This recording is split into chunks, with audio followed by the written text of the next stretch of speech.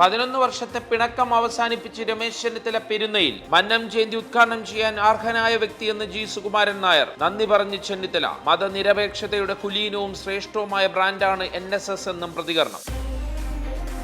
ക്ഷേത്രങ്ങളിൽ ഷർട്ട് ഊരുന്നതിനെതിരായ മുഖ്യമന്ത്രിയുടെ പ്രതികരണം തെറ്റെന്ന് ജി സുകുമാരൻ നായർ. ആചാരം മാറ്റാൻ പറയാൻ ഇവരൊക്കെ ആര്? മുസ്ലിങ്ങളുടെയും ക്രിസ്ത്യാനികളുടെയും കാര്യം പറയാൻ ധൈര്യമുണ്ടോ എന്നും NSS general secretary.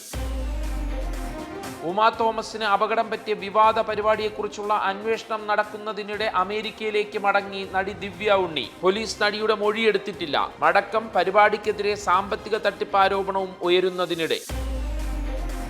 Kochi marine ഡ്രൈവിലെ ഫ്ലവർ ഷോ നിർത്തിവെക്കാൻ കോർപ്പറേഷൻ നോട്ടീസ്. സുരക്ഷാ മാനദണ്ഡങ്ങൾ പാലിച്ചില്ലെന്ന് കണ്ടെത്തൽ. നടപടി ഉമാ തോമസ് MLA വീണ് പരിക്കേറ്റ സംഭവത്തിന്റെ പശ്ചാത്തലത്തിൽ. നോട്ടീസ് ഷോ ഇന്ന് അവസാനിക്കാനിരിക്കെ. കേരള ഫിനാൻഷ്യൽ കോർപ്പറേഷനെതിരെ അഴിമതി ആരോപണവുമായി VD സതീശൻ. തകർന്നുകൊണ്ടിരുന്ന അനിൽ അംബാനിയുടെ കമ്പനിയിൽ 60 കോടി നിക്ഷേപിച്ചു വലിയ നഷ്ടം വരുത്തിവെച്ചു. പിന്നിൽ കോടികളുടെ കമ്മീഷൻ എന്ന് പ്രതിപക്ഷ നേതാവ്. തെളിവ് ഹാജരാക്കണമെന്ന് ഡോക്ടർ തോമസ് ഐസക്.